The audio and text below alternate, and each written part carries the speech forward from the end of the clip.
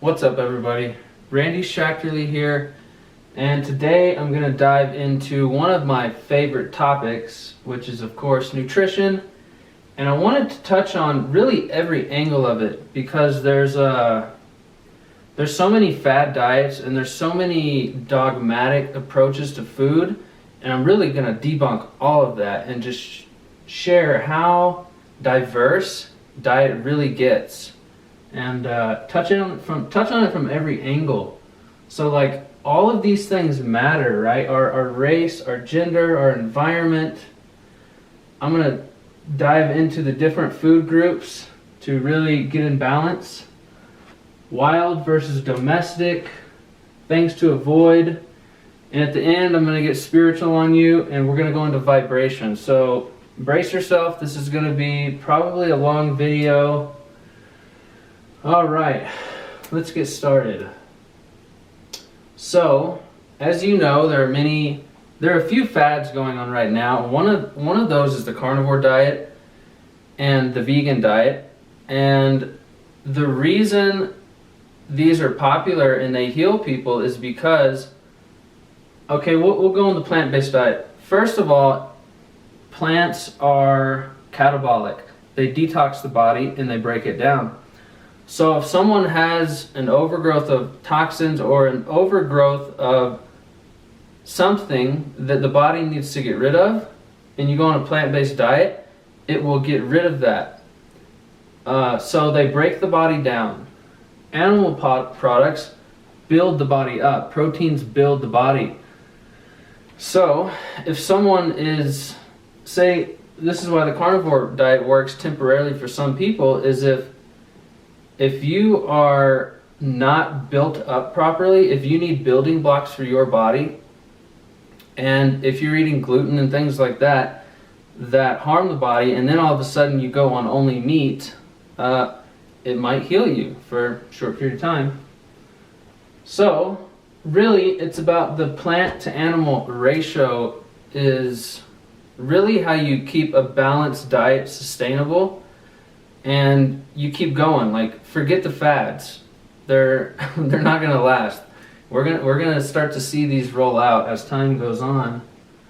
But really finding the plant and animal ratio that works for you and playing with that. And that has a lot to do with vibration, and we'll get into that later. What I probably eat 20 to 30% animal products compared to plants. Gender.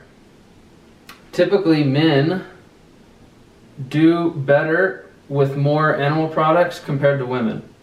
So we are hunter-gatherers by nature, and the men would generally eat more animal products. So this is why there's more vegan women out there today. And if you do see vegan men, they're turning into women. So if you don't want to turn into a woman, men, you might not want to go vegan. Your penis and your brain won't work. I have some pretty personal experience with that one. Race.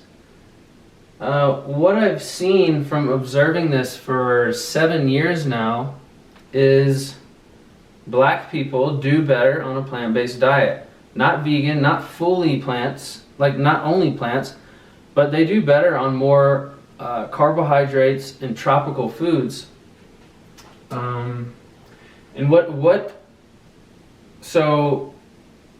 I've seen, yeah, I'm gonna stop. I'm not gonna get into that. We'll go on to environment. So we evolved on planet Earth. We didn't evolve on the tropics. We didn't evolve in a snowstorm. Like, we evolved all over the planet. So this is why some people do better on more animal products, because they might have genetics from colder environments, right, where there weren't many plants to eat. And this is why some people do better on tropical foods, where there's an abundance of fruits. So you really just have to play with it, because some people have longer digestive tracts, and that's better for more of a plant-based diet. And some people have shorter digestive tracts, that's better for more meat. So you just play with that, and see how you're pooping, see how you feel. If you feel heavy, sometimes if you're feeling too heavy, you might be eating too much meat. Go work out, go to the gym, and you'll feel like you're actually utilizing the protein. So if we're sitting on our ass and we're not doing enough, and we're eating too much meat or heavy foods, it might not get absorbed and utilized because your body is not breaking it down, really, because you eat muscle to replace muscle. So if you're working out, you're breaking down muscle, then you eat muscle to replace that. It's that simple. So if we are sitting on our ass and we're eating a lot of muscle, it's not going to be absorbed and it's not going to get utilized, and it can cause issues, right? Yeah, so typically, like when I lived in Thailand for 6 months, I thrived on mostly fruit, and I was getting a lot of sunlight, and it just worked. But it doesn't work for everybody, and it doesn't work in every place. So these are the 4 food groups that we really evolved on throughout history, right? Throughout evolution. Plants, animals, bacteria, and fungi. So if you eat from these 4 food groups in a good balance that works for you, you're going to build a good gut. You're just going to thrive. As simple as that. So, and like getting raw and cooked foods, and this balance of raw versus cooked is different for everyone. So I want to encourage you not to get locked into any belief system of any teachers out there promoting something dogmatic like eating raw foods only. God, this is like, look at the raw fooders out there. They're killing themselves. They're depleting themselves to death. So raw and cooked foods is ideal, and just find the balance that works for you. Bacteria and fungi, so fermented foods and mushrooms. Mushrooms play a huge role in our immune system, our brain. Mushrooms are just magical. I don't even know what they are. What are mushrooms, right? Are they plant, animal, fungi? They're different creatures, man. But they are very important for our bodies. So, wild and domestic foods, right? When you go to the grocery store, basically your cabbage, your bananas, your tomatoes, these things are all been denatured. So a normal tomato is like this big, a natural tomato.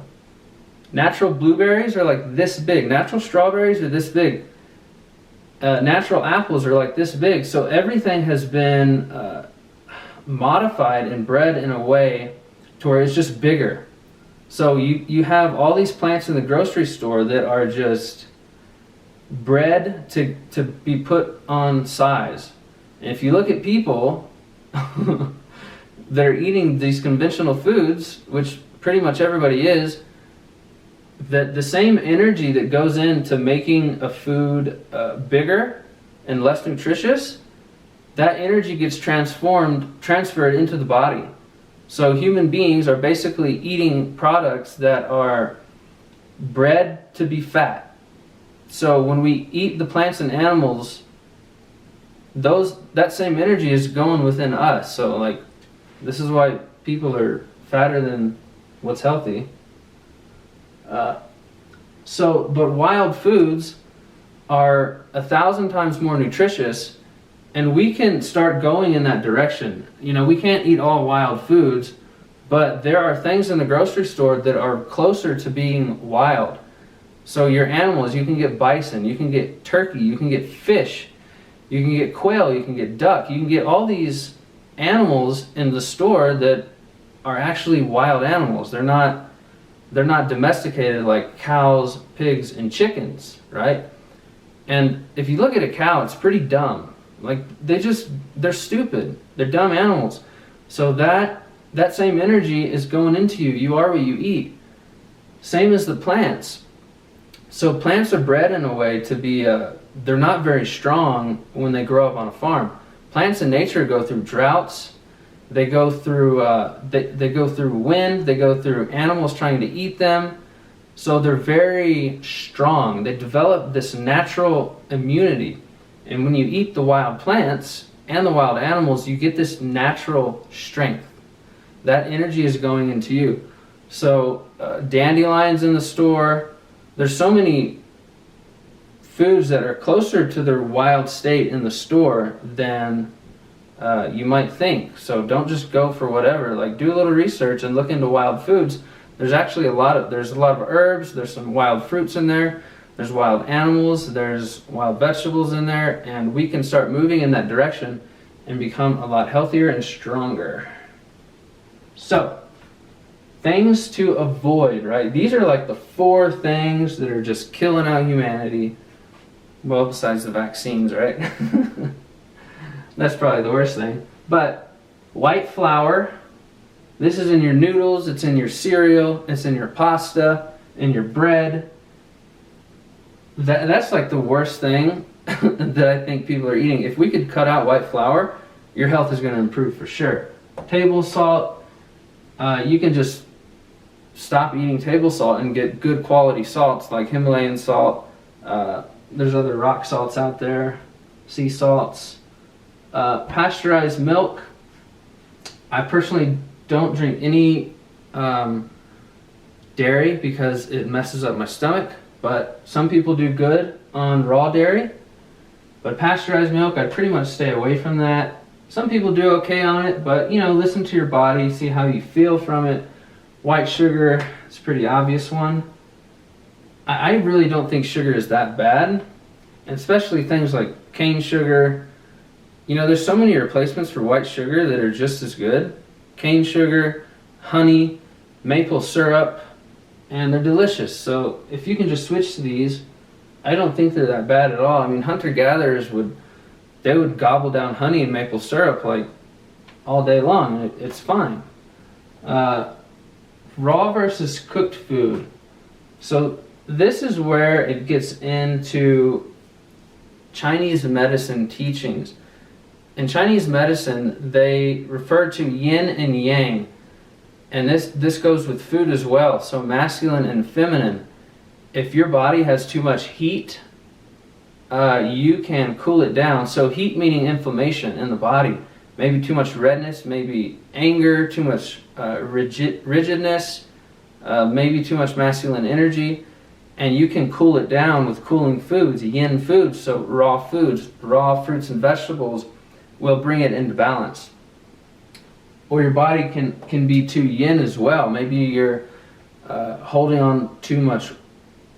So yin is femininity, it's wetness, water. So if you have too much water in your body, maybe you're tired, fatigued, you're feeling cold, depressed, and you don't have a lot of fire, a lot of energy, maybe there's too much yin, and you can balance that out by eating hot foods. So more, really red meat is the most yang food. So cooked red meat, raw red meat. I actually like red meat raw. It's pretty good. And one of the things I've realized about raw meat is that it digests very well. Like, I can eat a whole steak of red meat and it's like my body is not using any energy to digest it. Alright, here's the fun part. Vibration, spirituality. So, when it comes to food can actually shift our vibration into a higher consciousness. And you know what, I want to talk about the chakras too, because many vegans understand that food is vibration, but it comes to a point where you get out of balance.